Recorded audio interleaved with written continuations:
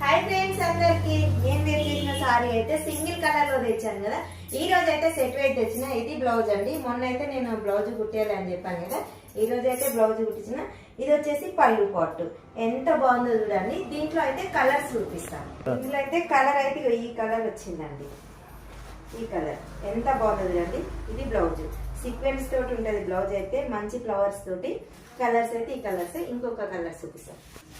ఇది కలర్ నేను వేర్ చేసిన సారీ అండి. ఓకేనా. ఇదైతే చాలా వరకు అసలు అమ్మవార్లకు కట్టడానికి అయితే ఎక్సలెంట్ గా ఉంటాయండి ఈ సారీస్ అయితే.